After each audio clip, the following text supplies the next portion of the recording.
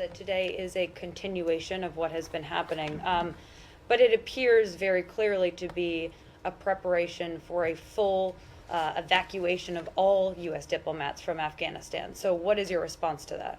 My response to that is that's not true. This is not a full evacuation. This is not... Preparation, I said. We are, and I think it's a very important distinction between planning and contingency planning. Right now, we are, the embassy remains open. We will continue to have a diplomatic presence on the ground to fulfill these important functions. Now, of course, the safety, the security, the welfare, the well-being of American citizens serving overseas is of the utmost priority to this president. So, of course, we are undertaking prudent contingency planning. That's precisely what we did to lead us here today. We have watched as the security situation has changed. We have watched very closely. Not only have we watched, we have engaged in planning exercises to prepare us for an eventuality like the one we're talking about today. That's what we'll continue to do. And what message does this send to the people of Afghanistan today who are facing these threats from the Taliban, these military offenses, that the U.S. is not only military withdrawing, but also taking out some of their diplomatic personnel? Well, the message we are sending to the people of Afghanistan is one of enduring partnership. We have said from the beginning that the United States will be a committed partner to the people of Afghanistan. And you can measure that in any number of ways.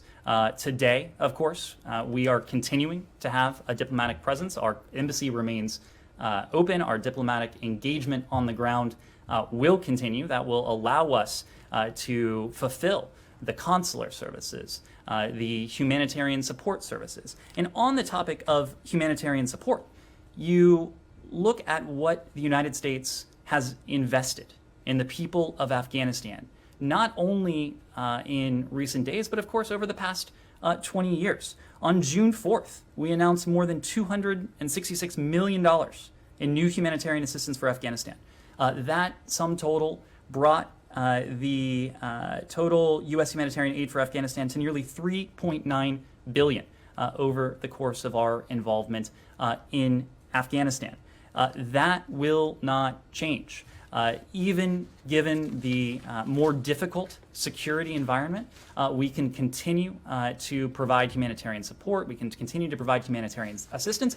And importantly, we will continue to press forward in every way we can with the diplomacy in an effort to bring about a just and a durable solution to this conflict. And let me spend just a moment on that. I know we've talked about that in a number of times this week, but there has continued to be movement on the ground. As you know, Ambassador Khalilzad and his team have been in Doha this week. They have taken part in a couple gatherings already. Today, they took part in a gathering of countries from the region and beyond, as well as from multilateral organizations, with a couple goals in mind. Number one, to press for a reduction of violence and a ceasefire. And number two, and this is important, a commitment on the part of those countries represented and those organizations represented in Doha, not to recognize any entity that takes control of Afghanistan by force, not to recognize any force that seeks to take control of Afghanistan at the barrel of a gun. The meeting today has included representatives not just from the United States and Qatar, which is the host, but also the UN, China, Uzbekistan, Pakistan, the UK, the EU, Germany, India, Norway, Tajikistan, Turkey, and Turkmenistan. That in and of itself is a broad and inclusive group of countries and international organizations. And this group actually came together, and I think you will be seeing this later today in the form of a formal statement that will emanate from this gathering. They agreed, first and foremost, that the peace process needs to be accelerated. And they also agreed, importantly, that they will not recognize any government that is imposed through military force. So this is not just the United States making this point. This is not just the United States speaking with our voice. This is the international community, as you see represented in the consensus that has emerged today regarding this very simple point. Any force that seeks to take control of Afghanistan with the barrel of a gun, through the barrel of a gun, will not be recognized, will not have legitimacy, will not accrue the international assistance that any such government would likely need to achieve any semblance of durability. And before I go on, let me just say, this is an important statement that either has or soon will emanate from Doha today, but it's not the first of its kind. We have seen the international community come together to speak with one voice on this very point over the course of weeks and months. I've spoken just recently about the UN Security Council statement that emanated last week, where the members of the Security Council recalled Resolution 2513, reaffirmed that there is no military solution to the conflict, and declared they do not support the restoration of an Islamic emirate. It's not just a UN Security Council statement.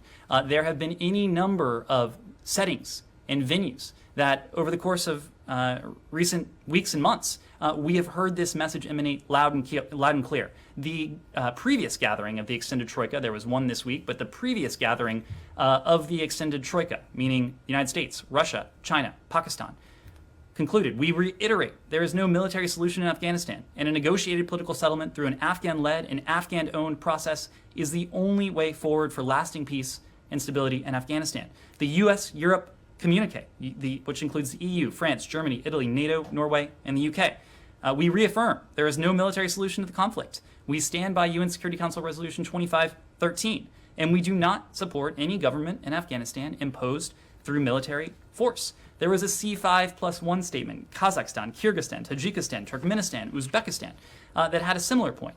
The embassies represented in Kabul only recently put out a very similar statement, and it was signed by the embassies of Australia, Canada, the Czech Republic, Denmark, the EU delegation, Finland, France, Germany, Italy, Japan, Korea, the Netherlands, NATO, Spain, Sweden, the UK.